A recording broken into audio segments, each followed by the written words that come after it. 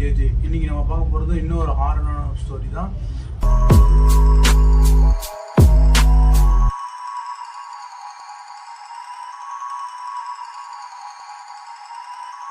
உள்ள போகிறதுக்கு முன்னாடி அந்த கேரக்டர்ஸை சொல்லிடுறேன்.